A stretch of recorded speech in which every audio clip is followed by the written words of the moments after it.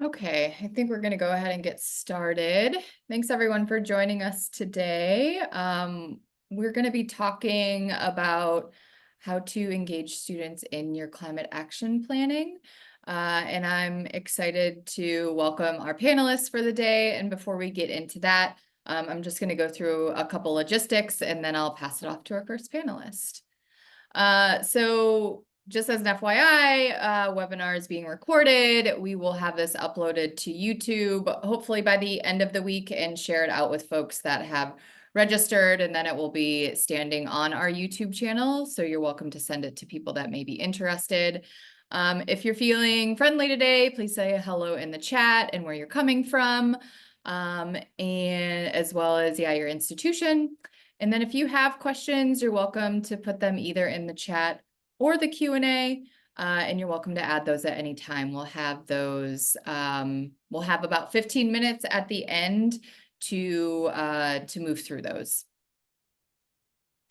So some of y'all may have joined some of the past webinars in this climate action planning series. We've had 7 before this, and we have, I think, 4 more before the closeout of the full series. If you're interested in what those past ones were, those are on our website as well as our YouTube channel. And if you're interested in what the future ones will be, those are also located on our website, which is on the slide here. We have our Higher Ed Climate Leadership Summit, which some of you have maybe attended. This year it is in Washington, D.C. on February 2nd through the 4th. And if you'd like to know more about the event, please go to higheredclimatesummit.org. Registration is currently open, and I believe early bird registration ends on the 18th of December. And if you have any questions, you're welcome to DM me about that specifically. We have a couple of working groups that we like to share before we move into the content of the webinar. And so the first one is the Intersectional Climate Action Leaders Working Group. This working group is meant to be, or is, a BIPOC affinity space for members and non-members of the Climate Leadership Network. It's intended for HBCU, MSI, and tribal college climate action stakeholders, as well as community, NGO, and corporate partners.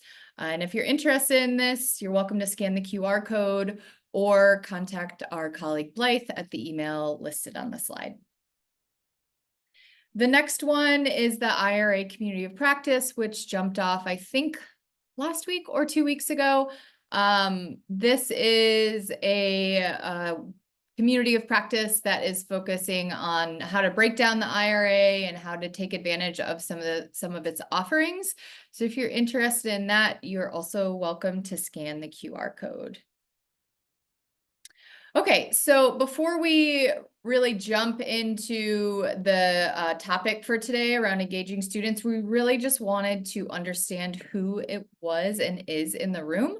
So I'm going to go ahead and launch this poll, and we will keep it open for about 2 minutes, and then we'll know a little bit more about specifically who you are versus just your name in the chat.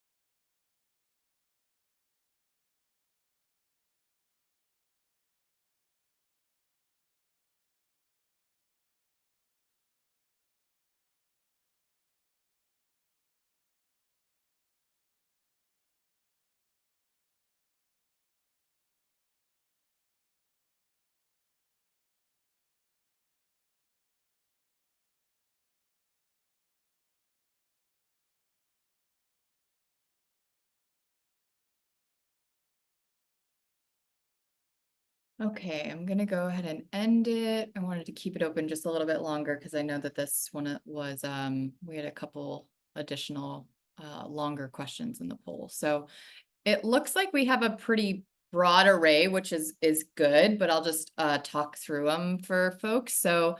Um, so about 25% of y'all are sustainability staff coming from student affairs. 10% are, I'm assuming, faculty or you're in academic affairs. Quite a few sustainability folks from facilities and operations. That's about 40, a little bit over 40% of you. A couple up, that are coming from upper administration within sustainability still, though. And then a couple non-university attendees and our lovely others. And then also a pretty good mix of institutions that are represented here. So about 25% coming from large public institutions, 10% from small public institutions, a few 10% from MSIs or minority serving, and then about 40% from private institutions, a couple from community colleges, and then we have a couple folks that are non-university. And then the two other questions that we had, I broke this up into two different ways to understand how you are engaging students broadly in your sustainability work versus how you engage them within your climate action planning specifically, if you have in the past or you are currently. So it looks like we have the most people doing service hours, but then we also have about 15% doing monetary compensation via internships, and then about 10% collaborate with faculty via class credit or applied research.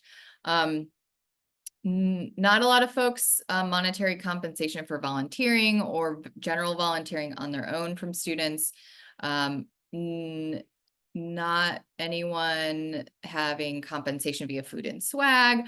A couple of you asking them to sit on advisory boards, planning committees, etc. And then quite a bit of you use existing student structures to engage students broadly, and then some unpaid internships, and then a couple have no current engagement. And so then shifting to the next one, how have or are you engaging students in your climate action planning? Most of you said at this point that you actually have no current engagement, so a little bit over 30%. And then some of you are, the number two is using existing student structures like SGA, student government, student clubs. And then a couple of you asking them to sit on advisory boards, unpaid, volunteer, and then a couple volunteering on their own, and then a couple with monetary compensation, and then collaborating with faculty. So this is really helpful for the panelists so they can kind of understand, and I think they're going to touch on all of these just a little bit. So thanks everyone for just sharing a little bit more about your work. And so now what I'm going to do is introduce our first panelist. And so I'll just do a broad intro to who our panelists are, and then I'll have Jillian come on screen.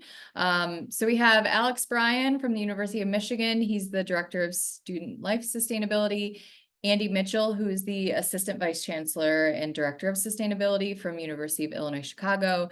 And then we have Jillian Buckholz, who is our first speaker, and she is the Senior Associate and Sustainability Advisor for Brailsford and Dunleavy.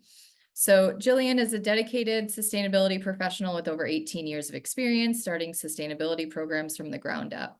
She excels at being a connector, breaking down silos, and building relationships that bring people together to move ideas into actionable plans.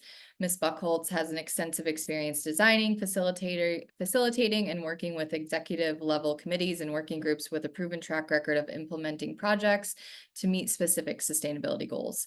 She holds a bachelor's degree from Ohio University in environmental geography, a master's degree in geography and planning from Chico State, and is a recent graduate of the Harvard University Executive Education for Sustainability Leadership Program and is an active ASHE board member. So Jillian, I'm gonna have you come on screen and I'll hand it off to you. Great, thank you. Hello, everyone out there. Thanks for joining us today.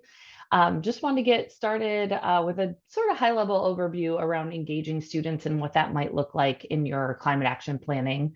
If you can move to the next slide, just a little bit of background about me. I'm from Ohio, and my sustainability journey really started when my dad installed a can crusher on the wall in the basement, and my job was to crush cans and take them to the driveway for recycling. And ever since then, all I can remember wanting to do is help the planet or save the planet. That led me through high school and a lot of student activism there, and eventually to Ohio University, where I was a biology major to start, moving to a environmental geography major once I realized everyone in my classes wanted to be a doctor, and I really just wanted to save the planet, if you will. Ohio University was a really great experience. Again, a lot of student activism and clubs and organizations around recycling and energy efficiency. And when I graduated, I had some really great professors that encouraged me to go to graduate school. And I thought, if I'm going to be an environmentalist professionally, I should probably go to California. So I went to Chico State in the California State University system and received my master's degree there on energy use in the California State University system, 23 schools, one policy for energy, and made the argument that the CSU should have policy by climate zone. That work earned me the position of the first sustainability officer at Chico State and the first sustainability officer in the CSU. And when I was in the position at Chico State, I had the honor of participating in the ASHE STARS program to pilot STARS and building a relationship with the team there. So when I left Chico, I took a position at ASHE to help build out the STARS program, which is a pretty exciting time. And I lived in upstate New York then and worked with a lot of colleges and universities, engaged a lot of students in feedback about that program. And for a while, realized that I was living inside the polar vortex, wanted to get back on the college campus. And so had the opportunity to become the director of sustainability at Cal State East Bay in Hayward, California. So I went back to California, started the program there, had a pretty robust student internship program to help all the different programs that we had, and stayed in that program for quite a while, stayed in that position for quite a while, about 7 years before moving to Brailsford and Dunleavy, where I now have the privilege of working with many campuses again on planning work around climate action planning. So just a little bit of background to share that I was a student activist and I'm now a professional, and have learned a lot along the way. So just moving on to the next slide quickly to talk about Brailsford and Dunleavy. We are an owner advisory firm. We have a lot of different areas of expertise. I'm on the energy and sustainability team, but we work with colleges and universities in a variety of areas, from housing to dining to athletics, all across the board. And if you move to the next slide, my role has been in planning primarily, whether that's sustainability planning or climate action planning, hundreds of clients all across the board. Maybe your campus is on this list or a campus like yours. So moving on from here, I just want to sort of talk about 3 different areas of engagement for students. So I'm going to talk about formal engagement, informal engagement, and then targeted engagement. This image that you're seeing on the screen right now is what we affectionately call the governance structure at B&D. There's a lot of different ways you can formally engage people in your planning work, including students. And we feel like this structure works really well and usually introduce it pretty early on in a planning process. Organizing people in a formal way on a campus can take a long time. So if you're going to do something like this, or you have a governance structure already in place that isn't maybe working the way that you want it to, and you need to restructure, I just recommend starting early. So essentially, you have your core project team. These are the people that are really trying to get things done. They're keeping the project on time. Students definitely have a role here. This might be a student government representative or some sort of formal way to engage a student. You're also going to have an advisory team. This is a group that you're going to bounce ideas off of. They're going to make recommendations that can move up to executive leadership. Again, this advisory committee can also be very much aligned with, students, student organizations, student activists, interested students, volunteers, graduate students doing research. There really is a role there. And then these roll-off working groups you see on the right-hand side are more technical advisors. They're doing deep dives into research. And again, a graduate student, a different course can be involved here, all the way through to the implementation team when you're actually putting that plan into action. Really recommend that when you're thinking about a governance structure, you think about positions, not people. People tend to change, but positions tend to stay the same. Also think about psychological safety, who's in the room and how much are they willing to share. Sometimes if you have the president of the university on one of these parts of your governance structure, and you also have a student activism group, maybe the president won't share as much, or the student activism group won't share as much. So you want to make sure that you're really creating a good space for people to share so you can get things done. And also, this is a great opportunity to be inclusive in climate action work. Those that are most vulnerable should have their voice at the table. So figuring out what those populations look like at your school can be really helpful, and engaging those groups in the conversation is an important place to start in the beginning of the planning work and throughout the engagement. So moving to the next slide, looking at informal pieces of engagement here. So maybe you have this formal structure set up, but you've got to meet people where they are. So you can have a really big impact without having people dedicated to a committee or a council or a working group. And there are a variety of ways you can do this. I'm imagining you're doing a lot of these on your campus right now, but surveys, tabling, classroom presentations, focus groups, town halls, student group meetings, go where people are. You'll have stronger engagement than always trying to invite people into your space. And then lastly, looking at a targeted approach to yield results here. If you move to the next slide, please. What are you looking for students to do in this engagement? I mean, this could be a paid internship. And sometimes there are third-party organizations like Climate Corps fellowships that can offer a paid role, or a more specific fellowship that can be an application process at your institution. This can be coursework, working with an undergraduate class in the fall, moving into a graduate course in the spring to work through an issue in climate action planning. A graduate level thesis is a great way to do a deep dive into some research and analysis and have some outcomes associated with that can benefit the campus. Service hours, maybe athletes or different majors need service hours for a graduation requirement. How can you include climate action planning as into that work?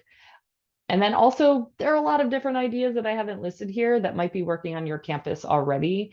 I really just think that tapping into key skills, what are you looking for? Analytics or communication skill sets can be really valuable. Definitely pay students if you can, and that can be, a paycheck or it can be course credit. Look into those third-party options, engage with faculty early. It can take a while to work into the curriculum.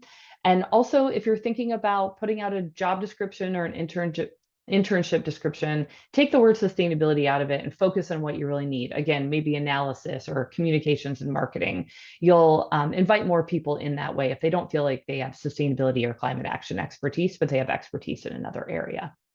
So with that, I'm going to pass it back to Cami. Thanks a lot. Happy to engage in a larger discussion after this webinar. Thanks, Jillian. Those minutes always go by so quickly, so I appreciate it.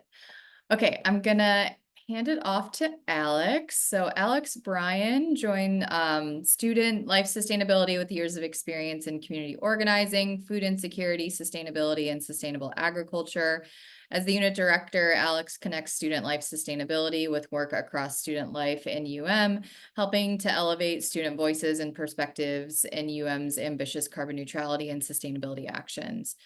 He is especially focused on the Living Learning Lab approach to engage students through experiential learning by leveraging operational opportunities. He serves on many different campus-wide task forces, including Wellbeing Collective Steering Committee, including the Wellbeing Collective Steering Committee. Prior to joining Student Life, Alex served as the Director of Agricultural Programs for the Greater Lansing Food Bank, where he managed 2 programs, Garden Projects and Lansing Root. So Alex, I'm gonna hand it over to you. Wonderful, thank you. And Jillian, I didn't know about the can crusher. A good friend of mine has the same story. It was a can crusher on a wall, and now he's in all sustainable ag and he's been doing that work. I just heard this story from him. So kind of funny with the little things early on in our life. Yeah, so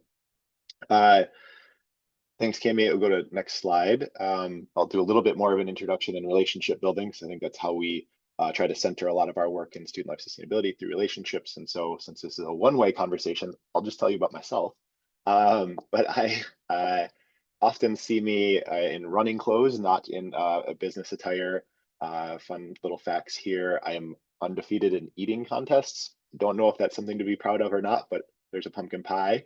I co-started and co-owned and ran a 4-acre urban farm called Food Field in the city of Detroit for about 10 years. And we have been in the process of selling that to a lifelong Detroiter. We had emu on the farm, which is pretty funny when you're 6'4" and emu are looking at you in the eye. It's a little scary and unnerving. I like to try to spend a lot of time in nature and find awe and beauty in that space. Particularly, as spring breaks and I'm able to make some maple syrup, as you can see on the top right picture there. I have a strong love for oysters, and also my now wife in the lower left-hand picture there. We got engaged in New Orleans at the Jazz Fest a couple years ago and celebrated with some oysters there. And also a student activist, much like Jillian, was arrested for some student activism on the campus that I now work at, which was always exciting to have a lifetime ban from the admin building, which luckily was lifted a couple years before I came back here to work, but would have been funny being invited to meetings. And like most of you, I am, even in the nice Midwest, not immune to climate change. So normally have a 6-inch creek running underneath a driveway, which turned into a 6-foot river over the driveway, creating an unexpected moat at our house, I think last year. So yeah, there's a little bit about me and where I'm coming from. So next slide, if we could. So speaking of what I'm up to, I have the distinct honor to be the director for student life sustainability. We're a newish unit within University of Michigan. I've been building out this work for the last 8 years while I've been here and became a unit a couple years ago. We're a team of 5 doing some work across all sorts of aspects of the university sustainability portfolio. We have an operations component. We have a kind of sustainability culture and behavior change for staff and students broadly. Think like sustainability honors graduation cords or other sorts of things to big events, celebrations at our campus farm. And then we lead out some student leadership and applied and experiential learning programs. We go to next slide. Those programs, I want to dig into a little bit here and give an example. We have 4 of them. They're year-long cohort-based programs. They have about 55 students in these spaces, about a dozen in each of these programs, and are working at institutional change, or sort of community change at both an individual, interpersonal, institutional level, and a community-wide level, depending on the program, focusing on like eco-rep, peer-to-peer, thinking about interpersonal change when it comes to sustainable food systems and operating a farm stand on campus, selling food that students grow to other students to be consumed, or in our dining halls. We think a lot about institutional change and connecting students with administrative leaders, with each other. And we also focus quite a bit on how art and creativity can be brought into the fold to navigate what is often doom and gloom scenarios around climate change. Next slide. So brief overview of those 4 programs and kind of get a sense of what we're talking about there. I want to dive into specifically the Student Sustainability Coalition. This is a group that has a large amount of grant dollars that they oversee to grant out to on-campus sustainability projects. They're tasked with providing a network of support to the 130-ish student orgs that do sustainability work on campus, and otherwise just try to gather up the voice of sustainability from the larger group. Next slide. In that work, the Student Sustainability Coalition provides backbone support to the Student Sustainability Advisory Board. This is a larger group of students that we have put up to a standing organization to meet with our leadership across U of M, particularly in the sustainability space, and advise our vice provost or vice president of associate vice president for sustainability. Next slide. So to do this work, it's really important that students feel like they don't always bring they're very aware that they don't bring the perspective of every student. So we want to make sure that they are equipped and supported to gather that feedback in a variety of ways. So our Student Sustainability Coalition provides the backbone support for the Student Sustainability Advisory Board. They're setting meeting agendas, booking rooms, sending invites out, doing some of that more boring administrative work that we all know is really critical and crucial to making sure that folks are showing up.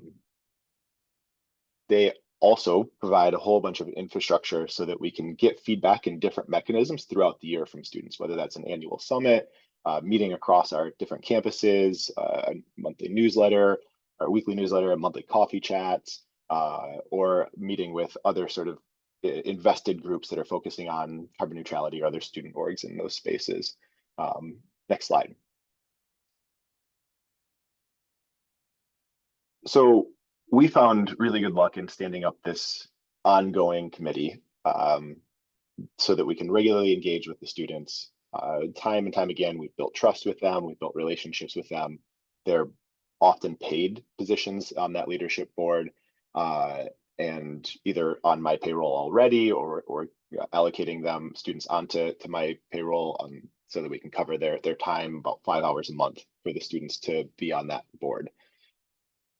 This sort of has become a best practice for us, is to think about this long ongoing commitment, standing advisory board that can be tapped into when students need to advise on a project, whether that's a geothermal project that's going on to campus, or thinking about expanding how we're accounting for Scope 3 emissions, or building out parts of our climate action plan. We've also tried out a few different various large institutional efforts around the President's Commission on Carbon Neutrality. We had paid student positions on sub-report teams that were led by faculty with student paid positions to help build out the sub-reports of this larger carbon neutrality report. And also put 2 student leadership positions on that committee paid, much similar to how Jillian has sort of talked about the structure, formal structure.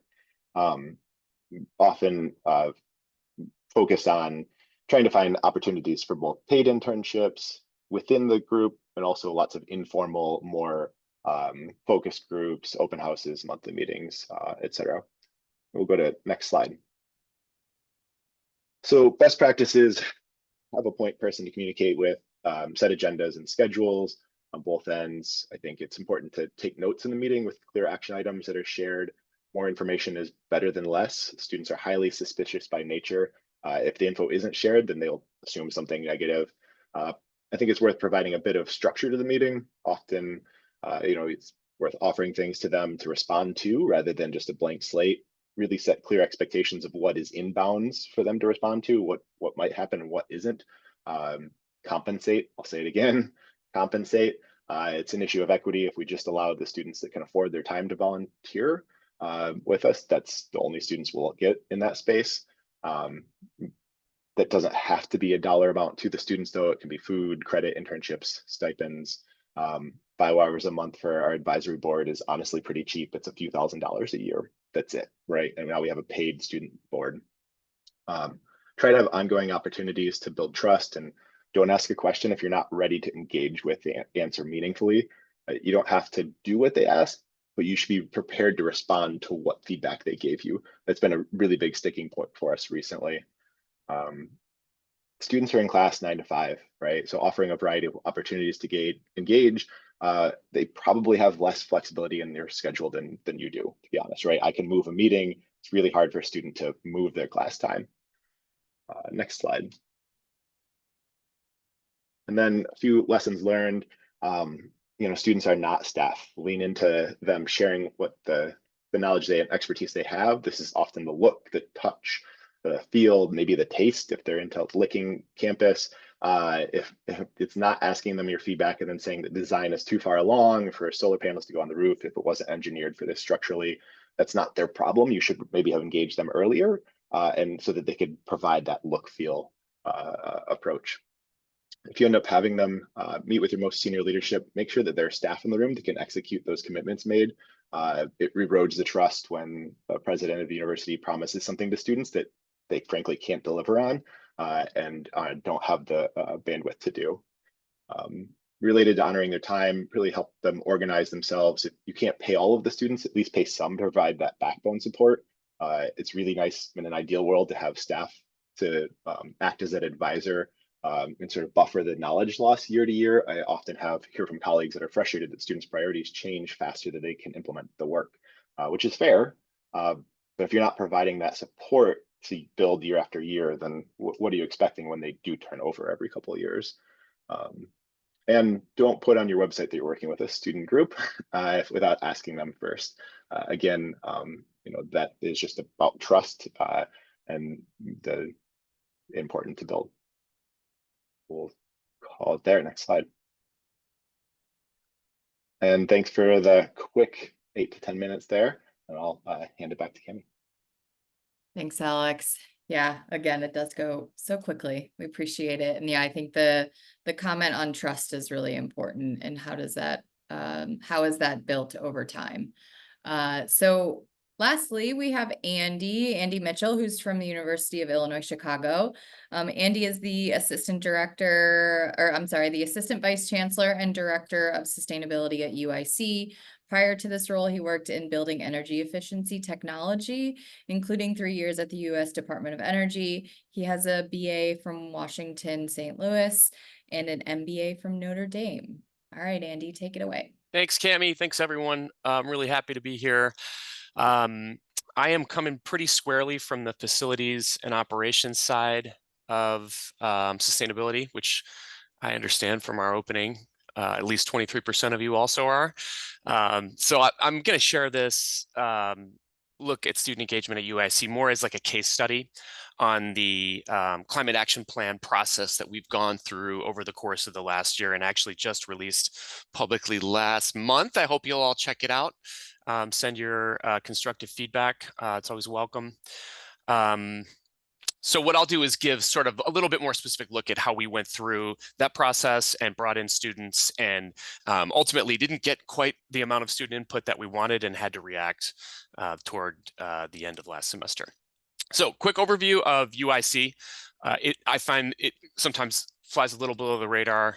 We're Chicago's largest university. We're the only public research university. It's a big campus, 250 acres, almost 200 buildings. Across 16 colleges. We have 4 giant swimming pools, 2.5 arenas, 2 central plants, and a hospital. So there's quite a lot going on here and a broad swath of students and other community members to bring in on our climate action planning process. We're one of the most diverse universities in the nation.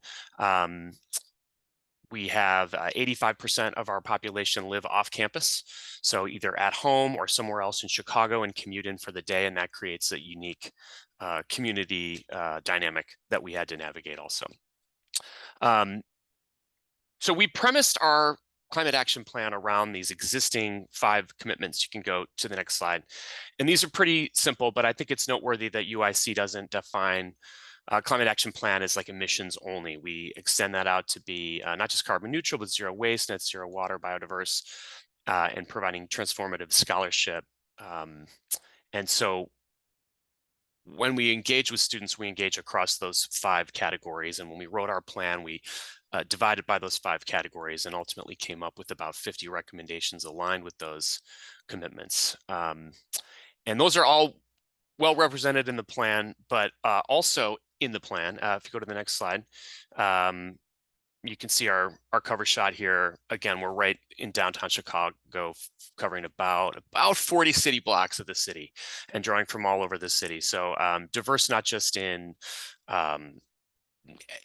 ethnic makeup, but also in student status, full-time status, on campus or off campus, graduate students, part-time, full-time, et cetera. Okay, so having made that point, we developed this plan according to the 5 categories. I hope you'll check it out, but we also included appendices to provide more information. And one of those is the engagement overview, not just to not just to convey to others what we did, but also to provide credibility. And I would be remiss not to mention that we had wonderful and ongoing support and partnership with Brailsford and Dunleavy. So really fun to be on this panel with Jillian, who worked closely with us and advised us along the way in terms of collecting those recommendations for our plan, and certainly the engagement overview process. So I don't want to go through this whole plan. Cami, you can kind of bounce through these slides. Well, actually, I'll tell you. Okay, next up we have you know what, I think I can make a central point here on the engagement, and that is that we intended to, and I believe successfully did, offer multiple avenues, multiple channels for engagement. It wasn't just a town hall. We did town hall meetings. We also had multiple different online feedback tools that morphed over the course of a 6 or 8 month period and provided different levels of commitment, let's say, for people that had maybe 1 minute or 2 minutes to spare versus those who were committed and wanted to spend I don't know, up to 30 giving detailed feedback. We went out to existing meetings. That was really successful with staff. When it came to students, it was harder to get on some of those student activity schedules. I mentioned that I'm coming from the facilities and operations sides. We don't often engage with the student activity side like it sounds like Alex's group does. So it took some proactivity to do. Next slide. The town halls were, I thought, a great success. We held these sort of one early and one later, I should say. One to take ideas and another to refine those ideas. But we found that we just didn't get very many students showing up to them. We had, I think, I could check the numbers, they're in here, but I think it was less than 10% of the students at the town halls, people at the town halls were students. So we took note of that. Next slide. And that's where the online feedback tools are. On our posted plan, you can see all the questions we asked and how. Next slide.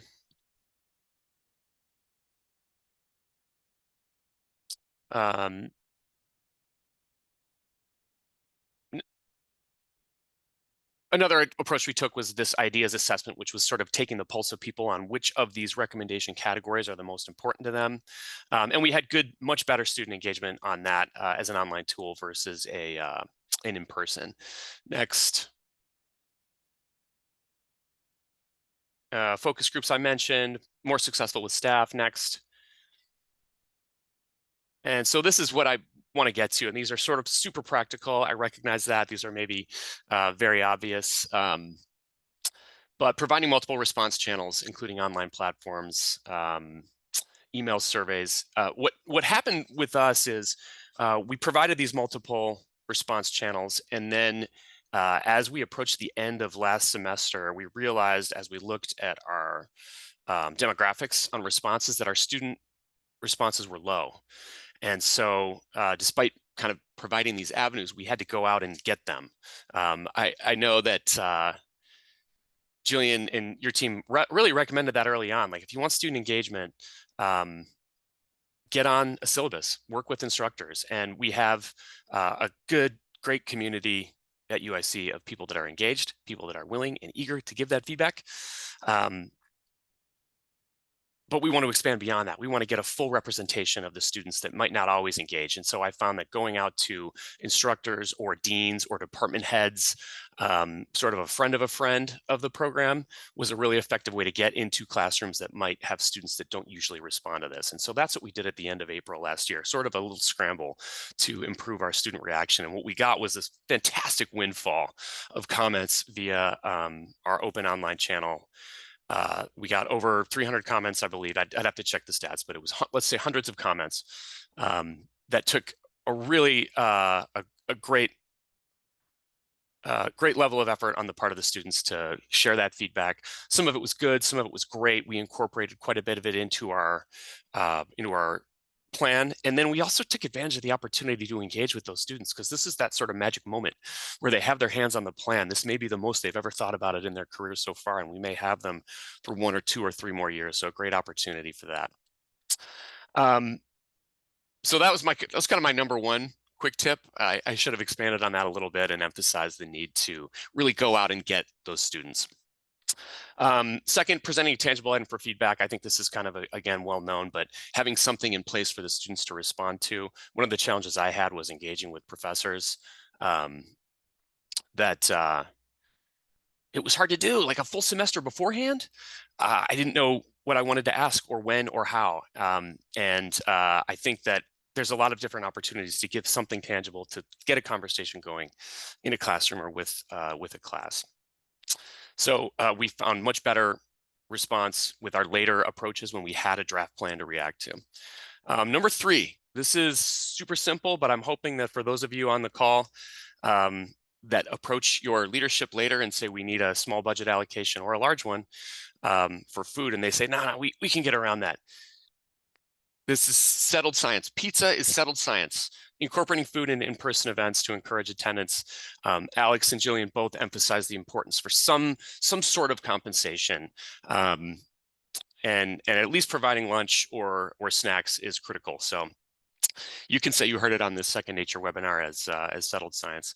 And then finally, my last one, I think I've stressed that enough, collaborating with specific classes or instructors, and then expanding out beyond sort of the usual suspects that we probably all have in our communities on campus. And I believe that's it for me, Cami. Oh, right, additional resources. This is just for your clicking around later. You can check out our climate action plan, our climate commitment action plan, as we call it, CAP 24. And then links to the town hall meetings if you want to see me working the crowd a little bit and how we went about that. And I believe that's it for me. Thanks, Andy. I think actually it would be really helpful if you could drop those links in the chat, because obviously folks can't click on them. So I'm going to stop sharing my screen, and I have a couple questions to jump us off. And then if folks do have questions, again, you're welcome to put them in the chat or put them in the Q&A. So the first one I have is we want to talk about lessons learned, and it sounds like engaging faculty is really important and early on. Can you talk about specific lessons learned of engaging faculty specifically? So what do you need to give them or what have you given them in specifically? Have you given them a draft of a plan? What have you told them that you needed? Because you said you want to ask them for a specific type of feedback. So maybe saying, hey, we need feedback on our climate action plan is going to be too broad. So can you talk a little bit more about those the specific ways that you've worked more directly with faculty, or what you would do different? And I don't know who wants to take that first. Andy, you're off mute, so. Hey, well, we kind of went with a broad approach. So I got to present to our faculty senate, which is a large group. And I mean, I think I had probably 5 minutes at that meeting. But what was helpful there is that when we came back around later to say, hey, can we have your help engaging with students?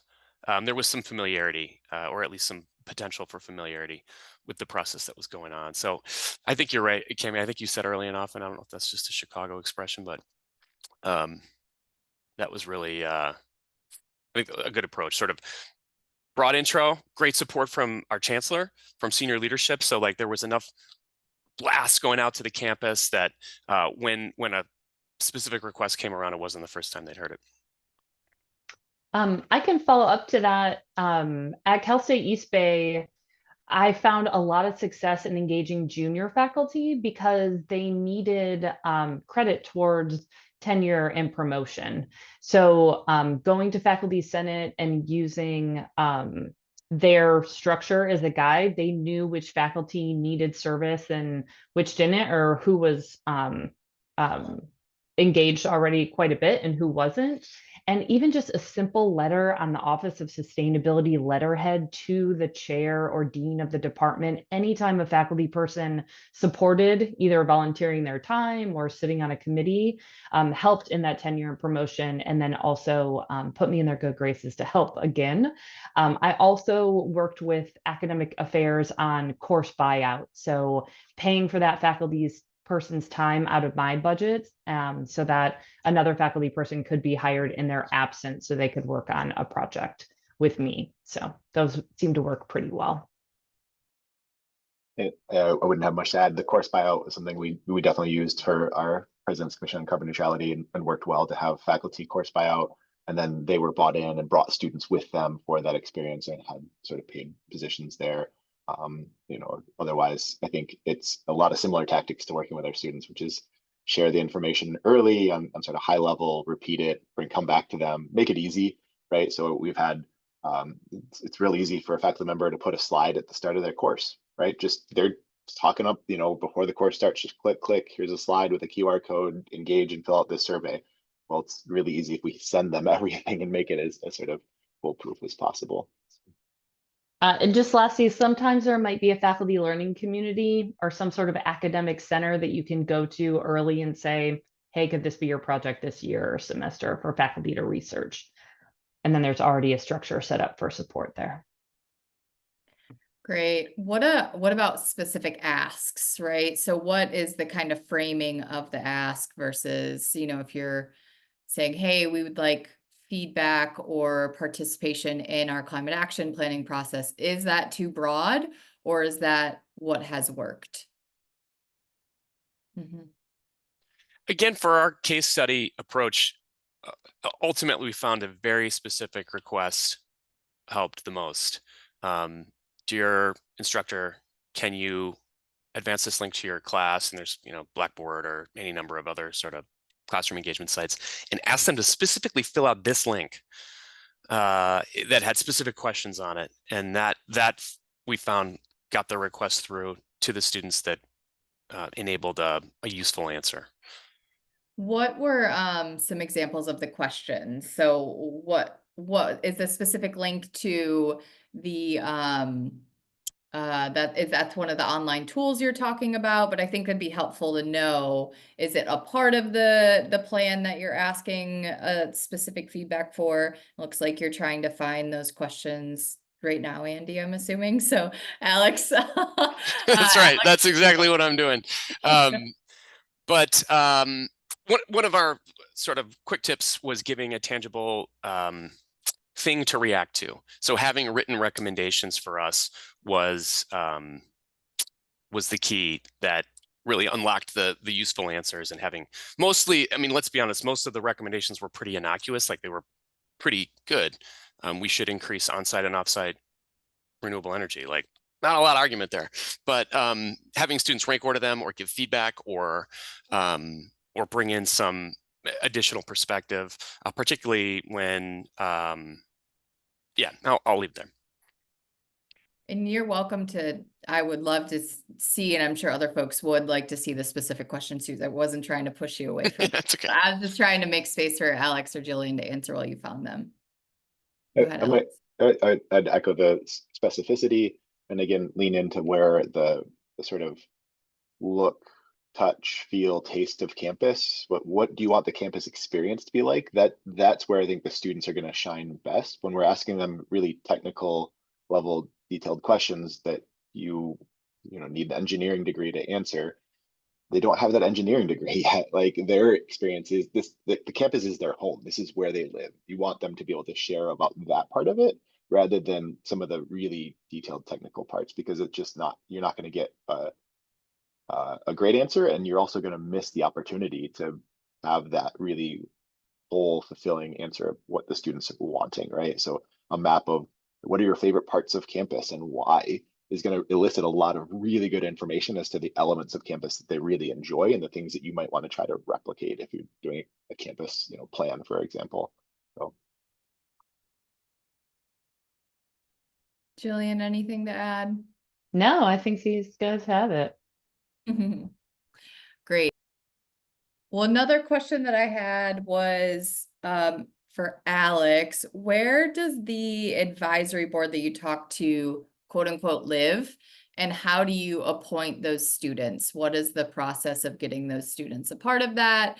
Are you working with staff? Are you working with faculty? Are you working with student groups? And can you talk about kind of the structure of that board?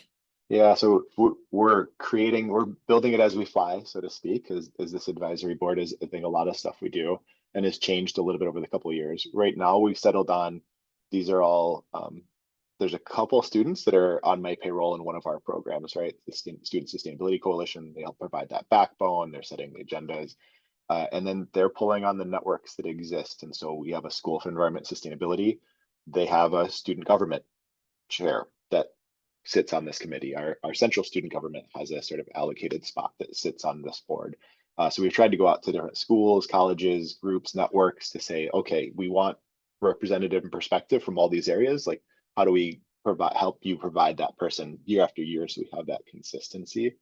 And then ultimately just really engage students if they sort of bubble up and surface up, can nominate, self-nominate, and find their way into that space to contribute. I think we have a limited number of spots in the meetings themselves with leadership, our campus leadership. There are networks of other spaces that the students can join that are interested to share information and get that to the smaller number of students that are actually meeting with leadership, right? So we pay them 5 hours a month, and some of that's for the meeting time.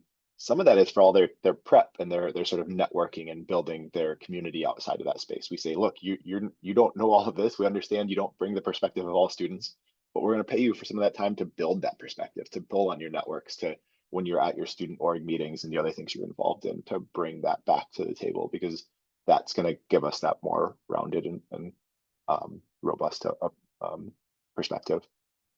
Yeah. So it really is, so your office is the folks that are really managing it. So you, yep. yeah, so I have a staff person on my team that we helps manage that group and that program that we run, the Sustainability Coalition. What advice would you give to people that are sustainability staff of one? Yeah. Since you have find a grad breadth student, of resources, right? Yeah, and so when I say we have staff, we have a great grad student that we've hired to run and sort of manage that group of students, to set those agendas and the meetings and help facilitate that process, right? So yeah, if you can't hire all of the students, like hire a couple or hire one that's really good about organizing, and give them a specific task and job to provide that administrative support. It's so critical. We all know it's really critical that you come to a meeting and there's an agenda and times and things are set. Like, that's the only way things get done. There's action items afterwards that somebody follows up with. We want to do that. We want to help students do that same thing, and sort of would need to pay someone to do that, right? To add to that, I had a lot of success at East Bay with the Climate Corps program. I did not have success getting support to hire someone to be in my office of 1.5, but I was able to advocate for, if I can get a small chunk of change to hire a fellow, and that fellow is a recent graduate of Cal State East Bay, and it helps them launch their career, the leadership was really supportive of that. The Climate Corps program, they can put out jobs to anyone, anywhere. So you don't have to have a recent graduate if you don't have someone that fits well. But working in a senior seminar class in environmental studies in the spring, identifying who those key students were that were really advancing the work, who were about to graduate, and then saying, hey, I have this fellowship opportunity. Would you be interested? I was really able to streamline the work, keep it going, pay that student. They were able to get professional development. And that was a big boost for a small office. So look into that program if you haven't already. It's the Climate Corps program. Yeah, I can put a link in the chat. That'd be great. Okay, one other question. We're close to time, but this one's for you, Jillian. So I know you're finding that link, but you talked about governance structures a little bit. Can you dig into what that means? Like, how do you define the governance structure that you were referencing? Yeah, absolutely. So I'm assuming on your campus, you have some sort of group that exists already. It might be a sustainability committee. It might be some sort of advisory group around sustainability or climate action, or might be defunct, might be very active. My recommendation would be that in order for you to institutionalize sustainability and climate action on your campus, you have to have cross-campus representation. This cannot be the Andy plan. It cannot be the Alex plan. It has to be insert your institution name here plan in order for people to be bought in and want to support implementation, all the way from students through executive leadership. So by having a governance structure, you can build in a recommendation body or advisory body that you can bounce ideas off of. And this also helps being an office of one or a very small office. So if you can get support, and sometimes at your school, there might be a formal process for having a formal committee. I like to call them a council. It seems a little less scary of a name. It's like using the word pilot or task force. It doesn't seem so permanent, I think. But essentially, if you can figure out where is every touch point on campus, what does that look like? And maybe that's 10 to 15 people, it usually is a relatively large group. And then can I bring things to that group to say, we're trying to get PV on campus. Here's option 1, 2, and 3. I, as the sustainability officer, have done a lot of the background work here. I am looking to you, advisory group, because you represent the campus, to make a recommendation of what you think would be best for us. And then I can take that to leadership and say, this group signed off on this and they think this is what you should do, executive leadership. There's a lot of power in that. And by having that advisory group that has these roll-off task forces or working groups that can really dive into a subject, that can be really helpful because you're on a college campus. You have experts that work there that are at your fingertips. Take advantage of that, again, through the different channels to, make sure you're being mindful of their time. But it's just a streamlined way to get things done versus we have a plan, we're going to try and do everything, but I have to do it all on my own because everyone's really busy, or I'm the Office of Sustainability and it all falls on me. The more you can spread throughout, sustainability and climate action is really part of the entire campus. The more that you can really engage the champions and get their input and compile that to move up to leadership, I think the stronger your argument is to get things done. And then again, more people involved in the process are going to create more buy-in. They're going to represent the work in rooms that you're not in. It's just a way to further institutionalize the work. So hopefully that answers the question. Yeah, that's definitely helpful just to get an idea of what those specific avenues could be. So, well, we are, and thanks for dropping that in the chat as well.